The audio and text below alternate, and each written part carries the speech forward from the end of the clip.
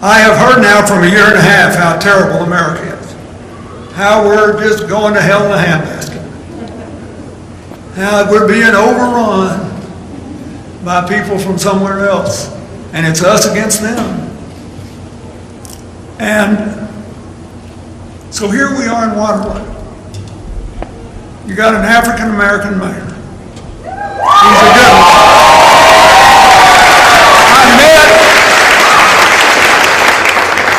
I met in the line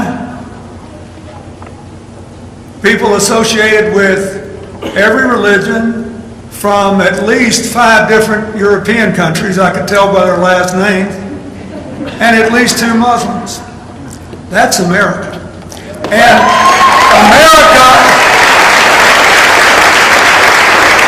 America is an idea. And this stronger together is not just a slogan. It's got to be a way of life in the 21st century. We don't want to go back and make America great the way it was 50 years ago. In the first place, you can't do it. It's like me saying, well, I turned 70 this year, I'd like to be 20 again. Actually, I would. but I would not vote for anybody who promised to make me 20 again. We need a 21st century version of the American dream that's open to everybody. One of the most moving moments of the election primary to me was when Hillary asked me to go to a place she had no chance to win, West Virginia. And she said, they like you down there, go talk to them anyway. They voted for me twice. But they're through with me because I supported the president and I don't think climate change is a Chinese hoax. Or whatever it is they're saying now. And I said, what do you want me to say? And she told me. And I went down and met them, and all these guys had their, Trump shirts on, and they were screaming all that stuff at me. I said, guys, you did well when I was president. Come inside and scream at me. Just come on in, we'll talk. And I said, look, if you really believe you can have the economy you had 50 years ago, and don't kid me, I'm one of you, he's also telling you he'll move you back up on the social totem pole and move somebody else down. We know what is being said. Now, you do have a beef with the Democratic Party, but it's not over coal. Coal employment east of the Mississippi River peaked in 1920. Not in Barack Obama's first term in office. Coal production east of the Mississippi peaked in 1950. And then it started going downhill because the coal in Wyoming was closer to the surface and cheaper to mine and didn't have as much sulfur. And then there was natural gas. And then there was wind power like you got in Iowa. And then there was, no matter how they cut it, the winter's getting warmer all over the world, so people around the world wouldn't buy as much of our stuff. I said, your beef with us is that nobody has done enough to help you build a different future in the 21st century, so you got something to look forward to when you get up in the morning. So I told him, I said, Hillary sent me down here to tell you, you go and vote for who you want to, but you need to remember she's the only candidate you can vote for that in the beginning of her campaign laid out a plan to revive coal country, Indian country, small towns and rural Americas, and the parts of cities that have been left out and left behind, to give people real incentives to invest in these areas so we can grow together. And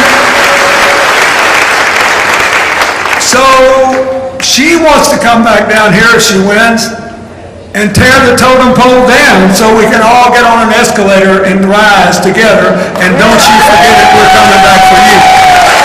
And that's what I want you to say. You know, if you just keep pouring poison down people's throat, pretty soon they'll give it back to you. Don't contribute to the problem, contribute to the solution.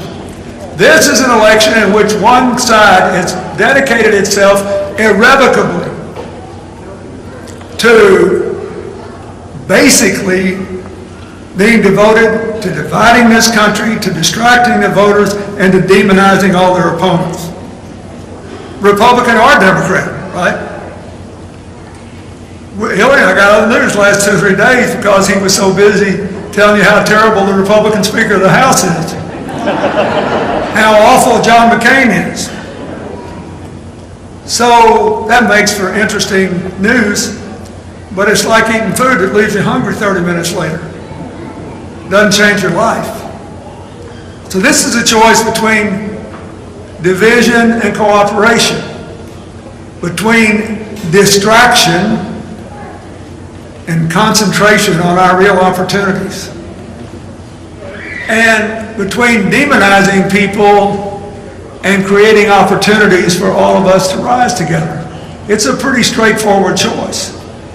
We are very close to being able to rise again. If we do the right things, America can have the most prosperous shared future, the most exciting time in all our history. Take Iowa. I'll give you just 2 examples right out of Iowa.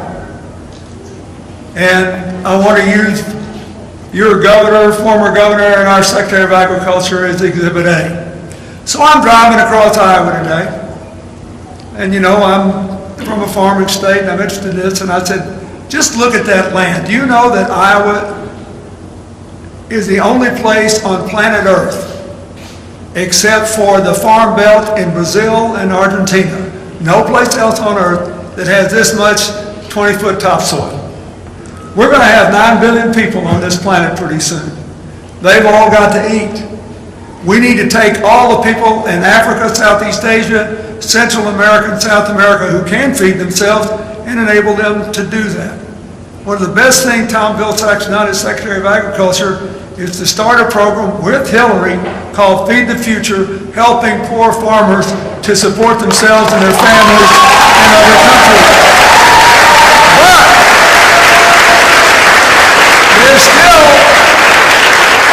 But there's still places like Saudi Arabia and much of the Middle East and China, because so much of the land's been polluted, they've got plenty of money and can't feed themselves. There's going to be an enormous market if you handle agriculture in an environmentally and healthily responsible way. And nobody can take that away from us. And then I saw all those windmills, and I thought to myself, Iowa has the highest baseload capacity of electricity and wind in the country.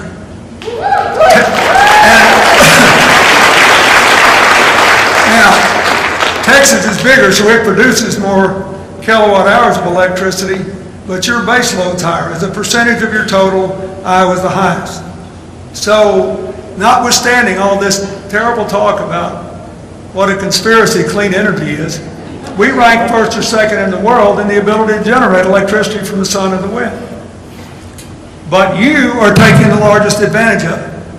So just guess which state in America has the lowest electricity cost per kilowatt hour.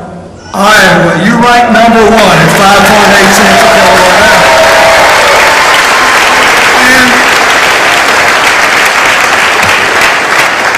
And when you pay your electric bill next week, think about this, or whenever it comes. Because if you live in New York, the base load kilowatt hour cost is more than 13 cents.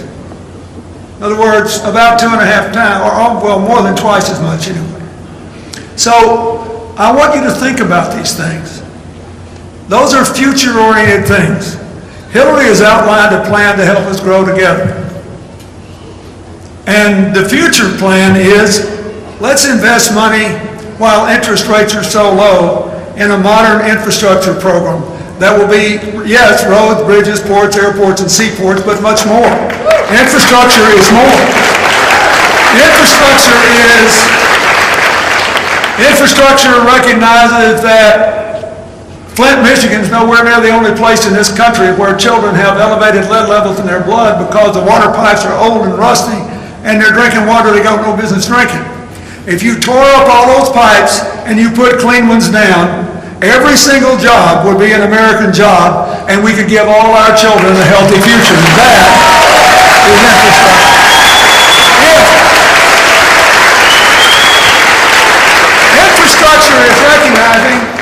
that on the next school day, like every school day, there'll be between 3 and 5 million children who get a homework assignment that requires them, or at least would be 1,000 times easier if they could just get on the internet. And 3 to 5 million kids going to school in your country every day cannot do that because they don't have access to affordable broadband. If every child in America and every county in America had access to affordable broadband, it would not only open a world of new economic activity to adults, it would give all our kids a more equal footing to learn what they need to know to prosper in tomorrow's world. And it creates a bunch of jobs. The last example.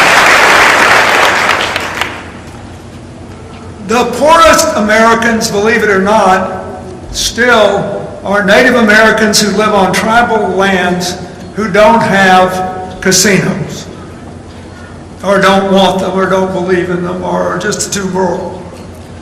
Virtually 100% of them could in effect have free electricity if they just had adequate solar panels and batteries that would store the solar energy for a day or so. Those are already available. And soon we'll have them that store a week's worth. Almost all of them west of the Mississippi have wind capacity comparable to Iowa. They could sell it all to places like California that are required to produce 30% of their electricity from clean energy. But they don't have the transmission. Consider this, Wyoming has a billionaire who understood this, built a massive wind farm, paid for the transmission lines himself, and is selling to California and still making a lot of money. Just below that wind farm, there are vast Native American lands where they could have been building these windmills. But they can't finance it, and they can't get it to the people who can buy it. So, by and large in America, the wind blows hardest and the sun shines brightest where the people aren't. And that means we need a whole new modern electrical grid that is built in a responsible way for the environment and is efficient in taking power from where it's generated to where it's needed. That would create a ton of American jobs and prepare us for the future and give other people the kind of electric rates you have right now.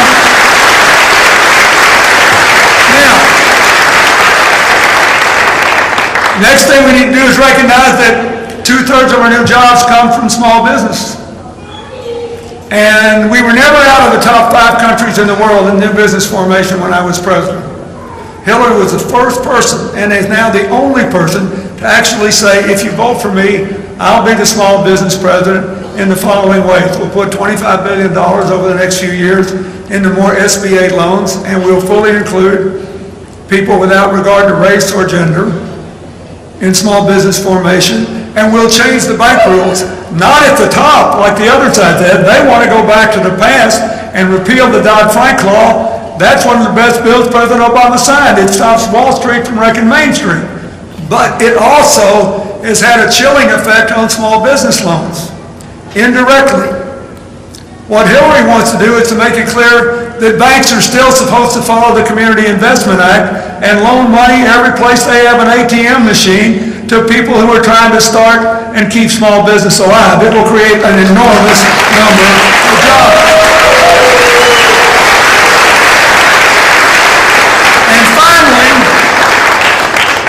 something that Tom Vilsack has modeled for us, she has called for a special investment fund for all the, not just coal country, all areas that have been left out and left behind, that have had for a long time no new growth, no new business, to do 2 things. One, set aside a fixed percentage of all the money the federal government has for development to put into those areas. Whether they're, most of them are small towns in rural America, but there's still some urban sectors that haven't been touched. And 2, to give businesses a whopping tax cut if they invest in those areas. Now let me just tell you, because this is where you can talk about issues here. The The last great piece of bipartisan legislation I signed that I worked really hard on is called the New Markets Tax Credit. And it was smaller, it was all I could pass through the Congress, though it was smaller than I wanted, and the areas covered were smaller. But in a 10-year period that ended in 2013, that law is still on the books, we had 1,000 new markets projects in communities all over America that created 775,000 jobs in areas that had had persistently high unemployment and no new business activity. Hillary wants to make it bigger and broader and give a whopping tax cut to businesses that instead of moving their jobs overseas, move their jobs into America in places that need those jobs. A 39% tax credit.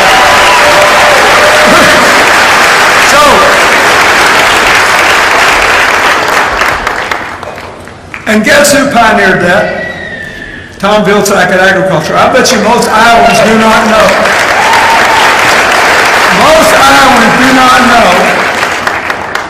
that because he was a governor, he went in there and he looked at all these programs, and Congress had passed dozens of programs, none of them big enough to make any difference, and he developed a way to aggregate all this money and throw it into areas of rural America where there was not enough economic activity. And he, your former governor, has created, solely through investments in the Department of Agriculture, 250,000 more jobs in rural America.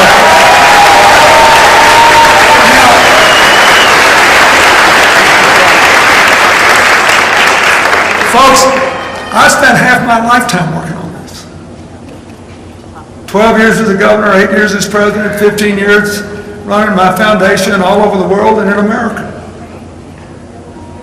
We got the public employee unions to give a certain percentage of their retirement funds in an investment with a good return on an infrastructure fund to create jobs for private sector unions to retrofit buildings and build other infrastructure.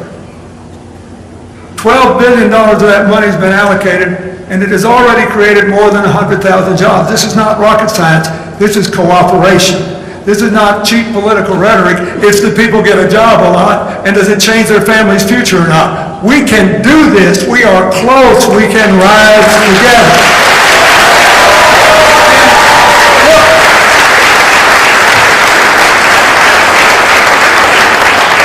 I believe within a decade, people will give President Obama much higher economic grades than they do now. They've forgotten.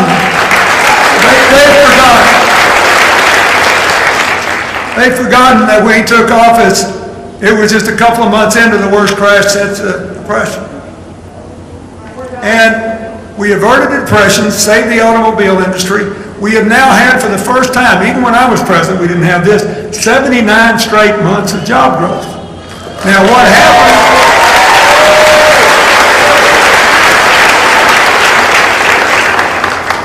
What happened is that crash had a long tail, and it took a long time for the wages to catch up. And there's another problem in America, but she's the only person who's got an answer to it.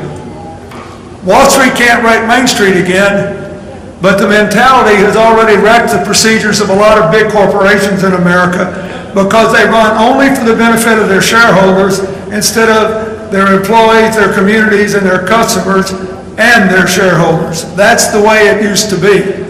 Companies that still work for their employees, their customers, their communities, and their shareholders actually make more money and last longer and do better over any 5 to 7 year term. But we are being worked over in America by these so-called activist shareholders, they used to be called raiders, who say, you got to do this my way, and the president of the company should be compensated based on one thing only. How much did the stock go up in a year and a day? Because you got to hold the stock for a year and a day to get the lower capital gains tax rate. So what Hillary says is, I got a different idea. Let's lower business taxes on people who invest in American areas left out and left behind. Let's lower business taxes on companies that share their profits fairly with their employees and retrain them and offer them apprenticeships. And let's raise them on companies that listen to these corporate raiders, take all the money for themselves, and move the jobs overseas just for a year and a day. And I'll give you an example. That's what happened to Carrier Air Conditioning in Indiana. 20% of the jobs in Indiana are manufacturing jobs. It's the highest percentage in America. So they were making furnaces there, not air conditioners. But the division, listen to this, when they voted to move those 2,100 jobs to Mexico, it had nothing to do with NAFTA. It had to do with the shareholders wanting their money in a year today. Because they made $2.9 billion, that is $1 billion in that division last year. The profit margins were increasing. In other words, they were making more money per unit than they were before. And the union begged them to meet with them and let them change the work rules. They said, it's a $65 million a year. We can just change the work rules and fix that, save you the money. They wouldn't even meet with them. Why? They wanted to break the union and break all resistance to getting all their money out in a year and a day. Is that a better company? Will they be stronger over the long run? They will not. The only people that are going to be happy are the biggest shareholders who have to have their money in a year and a day, and the top management that gets paid based on the stock price. So Hillary says, let's don't do that anymore. If somebody does that, make them give back everything they've ever been given by the federal, state, and local governments. If somebody does that, tell them we're not going to lower your taxes. And we're going to slap a duty on those things if you try to sing them back in here. But if you will help build America, we'll lower your taxes over the long run, because we want you to build a solid, balanced economy. Look, that's way better than blind protectionism. The farmers in Iowa better think twice about that. What you want, we can compete with anybody if we get a fair deal. It's not some other country's fault that we get to do this. I've got a friend who's a Democrat and a businessman who buys failed companies all over the world and turns them around. He said, I got a company in Japan. He said, if I want to open a plant in Vietnam to sell to other people in Southeast Asia, they'll give me a plaque in Tokyo. But if I tried to close my Japanese plant that's making money and moved it to Vietnam just to make a little more money in the short run, they would run me out of the country. That's the right rule. The right rule is embrace globalization, help people other places to do their business so they'll have more money and they can buy more things from us, but don't support people who just to get their money in a year and a day will throw other people's lives away when they're making money for them. Now, let me say something else. In order to have a good economic policy, everybody's got to be able to participate. Hillary has by far the best ideas on that. First, re-dignify skills training. You do not have to have a four-year college degree to do some of the jobs that are open today for a good middle-class job. One of the things I learned in this campaign was just how unbelievable a lot of these union training programs are in place after place after place. I remember going to one, and I asked the guy, I said, how much does it cost you to set up? He said, $2 million. I said, why are you doing it? He said, because we can't keep claiming high wages for this company and good benefits unless every year we add to the benefit of the company. We have to make it more productive and more profitable. That's the only way we're entitled to our fair share. When people are doing that, we should support it. We should make, the most important thing that happened at the Democratic Convention that didn't get enough notice, in my opinion, was the agreement Hillary and Senator Bernie Sanders made to merge their two college plans and come up with one that's both more passable and better. credit for it.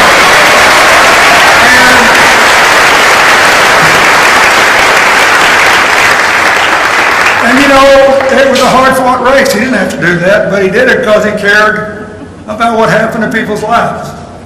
And they worked it out. And here's how it worked. Free tuition to every community college in the country. Free tuition at public schools like you and I.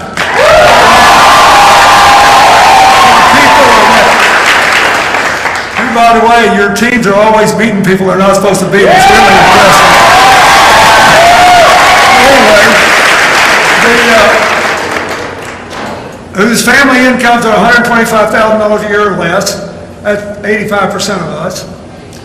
Debt-free graduation for everybody else, and help to make debt-free graduation a reality at private schools with reasonable tuition and high graduation rates. Help us to rise together.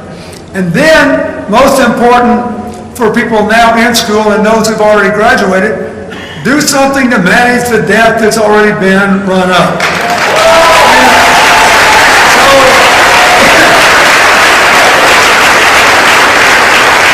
The average college debt in America is about $30,000. But a lot of people have a lot more.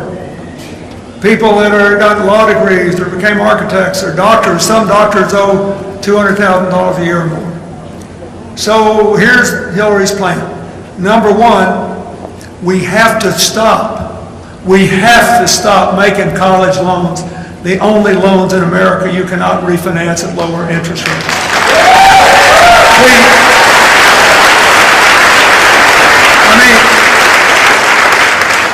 Every time I go into a coffee shop anywhere, there's chances are I'm going to be served coffee by a young person. And I always ask them what they're doing, and they say they're going to school, and then I get the story. In New York, this young woman, first of all, told me what a good senator was, and I'm going to support her. And I said, what are you doing? She said, oh, I'm working here. I do this between going to college. I said, what do you mean between? She said, well, I go to college when I can pay for it, and then I quit and come work here, and then I go back. I said, are you living at home? She said, oh yeah, I couldn't possibly live anywhere else. And she said, my mom doesn't have enough money to give me anything, but at least I got a place to sleep. And I said, have you got any student debt? She said, yes, and we talked about that. A couple of days later, I go to buy a pair of jeans from one I've been doing business with for, I don't know, 12 years. Really nice person, and I knew she had a son that just graduated from a state school. I said, how's your boy doing? She said, oh, great. He got great grades, and he's going to get a good job. Does he have any debt? I said. She said, quite a bit. What's the interest rate? 9%. Then I said, do you have a home mortgage? She said, sure I do. I said, and did you refinance it when you could at lower interest rates? She said, of course. What's your interest rate? Under 4%. There is something wrong with a country that claims to be interested in the future. It claims to be interested in the future. That has a system that would impose on the future interest rates more than twice as high as their parents are paying for their home mortgage. We need to refinance these loans. And so, if you did that, more than 20 million people would save an average of more than $2,000 just doing that. And the people that owe more would save a lot more. Then, she said, everybody else should be able to refinance their college loan over 10 to 20 years at a fixed rate, never more than 10% of their after-tax income. And if they do public service work, they should be able to pay it off sooner by doing AmeriCorps or doing other important public service work. But think of this. Everybody in this audience who is 25 years old or younger has a 50% chance at least to live to be 100. And to live to be 100 without the threat of Alzheimer's or other dementia because of the progress of human genome research. Therefore, a college degree is worth more than a home to you and will benefit you for the rest of your life. Nobody, but nobody, should be paralyzed at the beginning of their work life by a debt load they cannot manage. And here is one final thing. Young people with college debt today have no credit rating. They couldn't get a loan to start a business to save their lives, right? If you have a fixed repayment and a good business plan, and let's say you borrow $80,000 to start an organic bakery or whatever. I mean, you name it, pick something. Then what would happen? Under her plan, if you got the loan and you opened a business, your obligation to repay your loan would be suspended for the first 3 years while you got your business up and going. This is a big deal.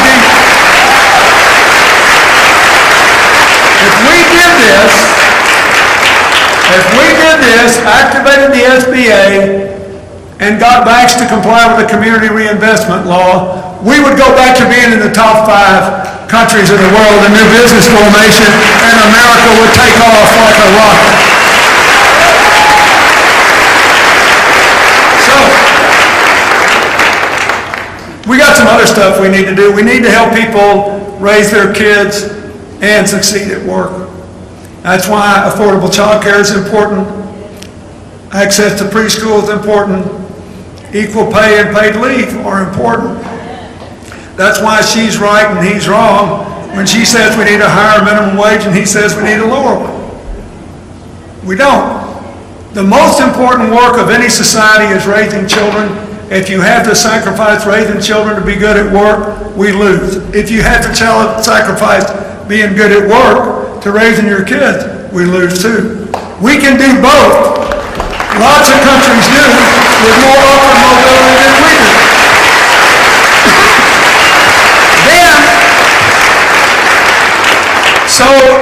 Then in order to grow together over the long run, we have to learn to live together. We live in a time when it's amazing how much stock seems to be put in our staggering differences. And of course this campaign on the other side has aggravated those differences. Hillary's for immigration reform because she believes that the youth and diversity of our workforce is our greatest asset in the 21st century. Let me tell you something. Already, in spite of all the roadblocks that have been thrown up in our way in Washington, the reason America's economy is outperforming everybody else is in no small measure because we have the youngest workforce of any big economy and because it's diverse in a world where we have to deal with people from everywhere. And we just need to quit doing what we're doing and playing cheap politics. No one proposes to put someone ahead of someone who's been waiting in the line to get citizenship, but just to give a path. No one proposes to ignore flagrant misbehavior. What we want to do is to reward good behavior. The vast, vast majority of people that are working hard, paying taxes, have their kids in our school, and are contributing to our future.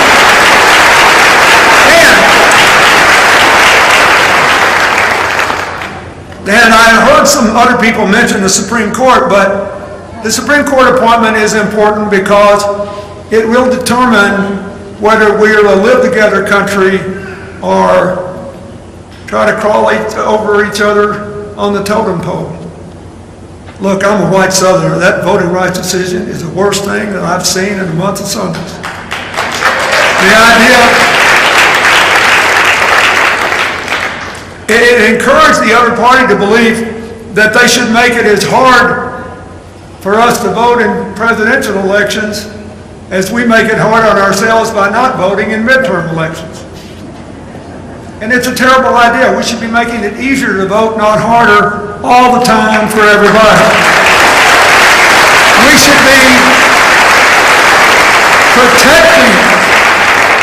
should be protecting labor rights, women's rights, LGBT rights, rights of everybody all the time because we should live together. And I've been especially proud of Hillary because she had said from the get-go, we cannot possibly prevent isolated acts of terror in America rooted in people being converted over the social media and present a model to the rest of the world and implement our plan, for example, to try to normalize life in Syria and defeat ISIS abroad, unless we have the support and active involvement of patriotic American Muslims who love freedom and hate terror, and to be bigoted against them or to disagree. You know, I'll never forget when I was president and the Pope called me one day. The Pope. Even if you're president, that's a pretty heady deal. And I liked him. He was an interesting fellow. I liked the one we got now, too, a lot. But the Pope said to me, he said, you know, I'm from Poland. We worked a long time for our freedom, and America supported it. He said, my church did not do enough to protect the Jews in World War II. He said, now the Muslims of Bosnia are being slaughtered, and it's wrong, and you have to help stop it. I need your help to stop it. That's what the Pope said. In other words, he said, so there's the #1 Catholic in the world telling me to go save the Muslims. And we did. I just went back to Srebrenica to observe the 20th anniversary of the slaughter there. The same thing happened when we went in and saved the Muslims in Kosovo. America is full of people from the Balkans today who we believe in reconciliation. Are we going to allow America to become torn apart by this? Everywhere I go now, I meet doctors. I was in Western Iowa in the primary, and I met these two doctors from Pakistan. And one of them was really nice. He said, look, I get what's going on. I know people are scared. He said, you know, when people come to see me, I don't give them a religious test. I take care of them. It doesn't matter how sick they are. I don't even ask them. He said,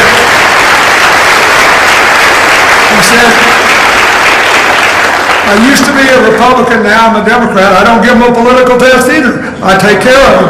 That's the way America ought to work. And so,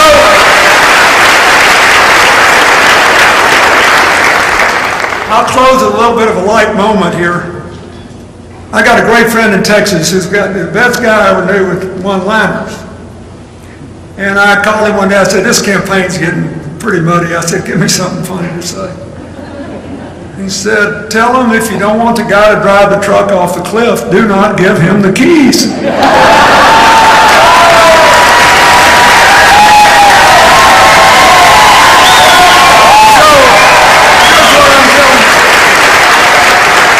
Somebody tells you they're not going to vote, tell them you're giving half a vote to the other side. Don't give them the keys, give Hillary the keys. Hillary's the best change maker I've ever known. Before she was 30 years old, she had, in law school, gone to South Carolina to see what could be done about getting African-American teenage boys out of prison with adults. It was ruining their lives for them. She had gone to deep South Texas to register Mexican-Americans who are now registering in droves to vote for her. She had gone to Alabama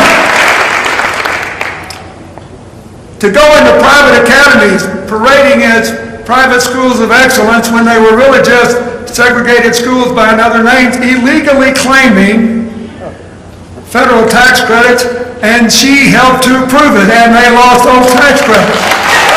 And she went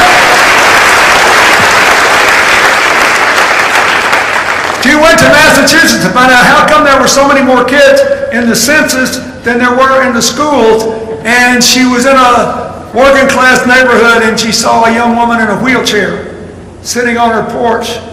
And she realized that even though we had passed a law saying that people should be able to go into public schools and focus on their abilities, not their disabilities, we weren't doing it, and she helped to do that and has been a disability rights advocate ever since. She brought legal services to poor working people, and by the time she was 29, President Carter appointed her head of the Legal Services Corporation. All her life, long before she was ever elected to anything, she made good things happen. You could take her to any trouble spot in the world, drop her, come back in a month, and it would be better. Whatever it is, she always finds a way to do it. Everything she accomplished, the Children's Health Insurance Program when she was First Lady, all the work she did for small farmers and for people devastated by 9/11 in New York City as a United States Senator, the work she did to get mental health service, more treatment for brain injuries, health insurance for the Guard and Reserves, not for the regular services. When she was a member of the Armed Services Committee of the Senate, she got Republican support. And when she was Secretary of State, when she got the sanctions on Iran, she got Russia and China to go along.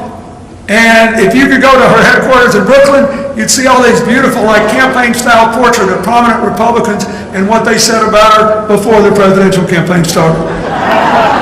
And now that we've gotten down to the hedgerows, dozens of Republicans who spent their lives defending this country and national security have endorsed her for president because they know it's the safe one on the election. Now that we're coming to the end of this campaign,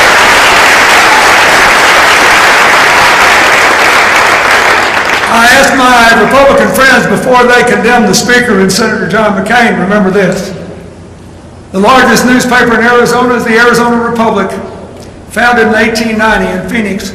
They have never endorsed a Democrat, not one time, but they endorsed Hillary this year. In Ohio, the Columbus newspaper and the Cincinnati Enquirer have not endorsed a Democrat since they endorsed Woodrow Wilson for re-election 100 years ago. They just endorsed Hillary. In Dallas,